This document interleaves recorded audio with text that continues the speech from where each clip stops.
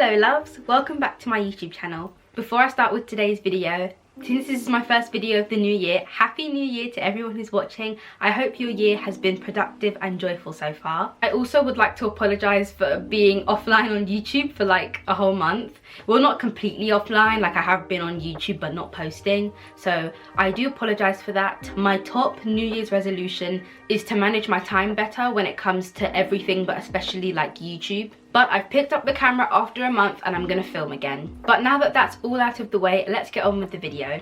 In today's video, as you can tell by the title, I'm going to be sharing with you tips on how to make 2022 your year and healthy habits for this year.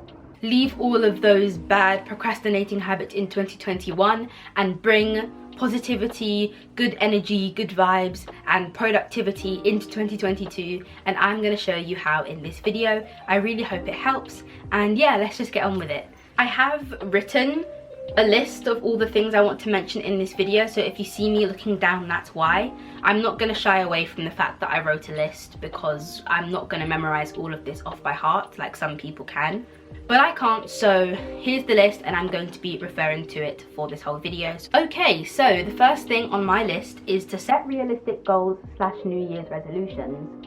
This is definitely something I need to do. Most of this list are actually things that I need to work on and bad habits from 2021 that I want to leave in 2021. But I am definitely going to create New Year's resolutions that I'm going to stick to, and realistic ones that are tailored to me for the new year. I'm not just going to copy someone else's just because I think their ideas are good. They can be good, but I have to have my own resolutions for the new year. Make sure to make realistic resolutions for this year so that you can actually stick to them and not let it be like all of the other years where you've made resolutions but you haven't ticked one off by the end of the year. Setting goals really help with productivity, because then it's just satisfying to like tick something off of a checklist knowing that you've done something with your day. So yeah, first tip, set realistic goals / New Year's resolutions. The next tip I have here is create realistic routines that work for you. This is very, very important that you create a routine, especially since it's just been Christmas, it's a new year, fresh start, so we need new routines. And it's very important to create routines that are realistic to you, and again, routines that you can follow and stick through every morning and every night. I think morning and night routines are the best, but if you just prefer to make a morning routine and have a flexible evening, or you just prefer to have a flexible morning and then a routine in the evening, that's fine, but as long as you have a routine for the day. The next thing, which I was literally talking about in the beginning of this video, is time management and to manage your time well.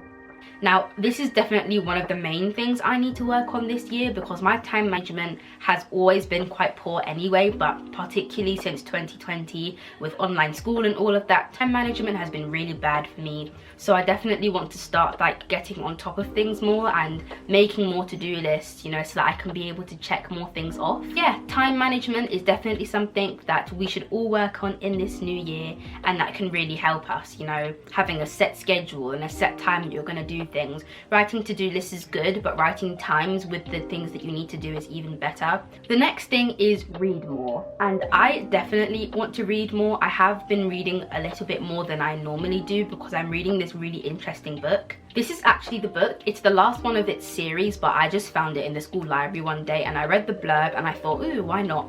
And now I'm completely hooked. It's part of the Hush Hush collection, and there's 4 books and this is the 4th one. Reading is knowledge and knowledge is power, so literally just pick up a book and start reading. I can almost guarantee that you're not going to regret it if you've got the right book. Reading before bed or first thing in the morning is a very, very good way to wake up or also wind down, but in a productive way. So instead of sitting on your phone until you fully wake up or until you fully feel tired, reading a book can make you feel tired and also wake you up. The next thing is extremely, extremely important, and probably the second thing that I need to do the most, which is surround yourself with good people and cut toxic people out as soon as possible. I have had my fair share of toxic friends and just toxic people in my life altogether. I'm still working on this, but I still want to progress and, you know, take it to another level in the new year. And you should too. Anyone toxic or anyone that you just don't like that you're still keeping around, literally just cut them out, because it's not worth having them around if they make you feel uncomfortable or bad about yourself. And just surround yourself with good people and people that you know are going to make you better and improve your life in a way. The next one is be close to your family. Communicate with them and don't shut them out, because at the end of the day they are your #1 supporters and they only want the best for you. Even if you find, you know, siblings annoying, don't say that you hate them, because if something were to happen to them, I can almost guarantee that you would care or you would be concerned for them, and follow their advice if they give it to you. Just love them because they love you, even if they have a funny way of showing it. Like, siblings' love language is fighting, you know, yelling at you. It's just their way of showing affection. Every family situation is obviously different. So if your family situation is a bit strange, you know, you can still try and communicate with them, still tell them about how you're feeling and check in on them, because they could possibly be going through the same things that you are. Just talk to your family more if you don't already, and if you do, just keep that close connection with them, because you never know when their last days could be. You never know what can happen, you know, tomorrow isn't guaranteed. So just treasure every moment that you have with them. The next thing is another thing that I need to work on a lot, and that thing is learning that it's okay to say no, and that you don't have to justify yourself to people.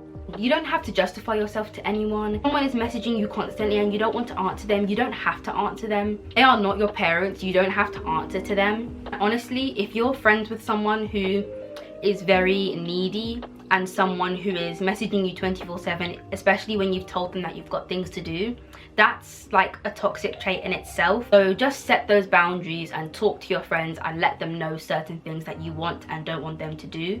And learn that it's okay to say no. If you don't want to hang out with them, then you don't have to.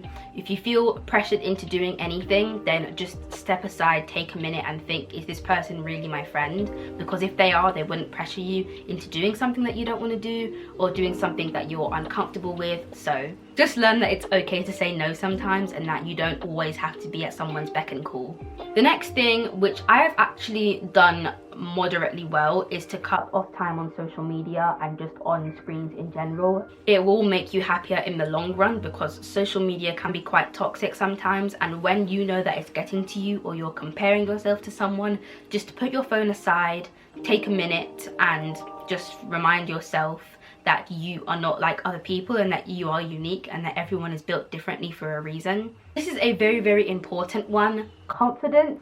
Fake it until you make it. Honestly, this has helped me so much. Like, I've never really been insecure about myself per se, but like, I remember when I was younger, I didn't like being tall. Like, I didn't like that I was taller than everyone else. I'm currently 5'5", and that might not sound tall to some people. People consider that very tall, and they know how to make me feel like I'm a giant, but I don't let it get to me as much anymore, because I've started to embrace my height and just love being tall. But honestly, having confidence in yourself, even if you're faking it, other people can see it. The more you fake having confidence, if you don't have it already, the more you'll really start to get used to it, and then start to believe that you are confident, and then actually become confident and comfortable within yourself. And that's gonna radiate on other people. Other people will be able to see that, and they will most likely respect you more if they don't respect you enough already. Faking your confidence until you actually have confidence is definitely an amazing tip, and something that can help you a lot in the new year if you're not confident or comfortable within yourself yet. Believe in yourself, and other people will see that confidence and believe in you too. Live a balanced lifestyle. Don't overwork yourself, but also don't underwork yourself and slack off. Very, very important to work extremely hard and work to the best of your abilities and put your full potential into everything that you do. But it's also okay to take a break, step back and relax and do things that you love, so that you're happy and you're not burnt out, especially if you're young. So yeah, live a balanced lifestyle, be very happy and have fun with your friends and have fun by yourself, you know, be comfortable being by yourself. And the last tip that I have for you to make 2022 your year and to make it more enjoyable and to just have healthier habits that you can bring along into the new year is to romanticize your life. You have definitely seen this on TikTok a lot, but if you don't know what romanticism is, I'm gonna pull up a definition real quick of what romanticizing life means. What does it mean to romanticize your life? Here on Google it says, romanticizing your life is about taking in every simple moment and making it to be the best moment. Romanticizing your life can really help you enjoy it more. You know, just a few examples. Eating your favorite food, you know, don't restrict yourself. Take pictures of absolutely everything, even if it's taking pictures of yourself, taking pictures of a pretty sunset, but also living in the moment and taking in those small joys. Dress up in the house, even if you're not going anywhere. Appreciate what you have and appreciate the good people around you. Create a cozy and comfortable environment for yourself. For example, if you're studying, light candles and live every single day like there is no tomorrow, because tomorrow is not guaranteed. So just appreciate and embrace life while you still can and while you're still young, or no matter what age you are. Just appreciate your life and live in the moment. Take pictures of everything and capture important moments, but also put your phone down. Just pay attention to little joys in your everyday life, and I promise you, you will enjoy life so much more and you're gonna be so much happier. As I've started to do this a lot, I've even made Pinterest boards about romanticizing school and made playlists about romanticizing life and school, and I cannot stress enough how fun it actually is. So those are all of the tips that I have about how to make 2022 your year. I really hope that you enjoyed this video. Happy New Year once again. Make sure to like, subscribe, comment, and I'll see you in my next one. Bye loves.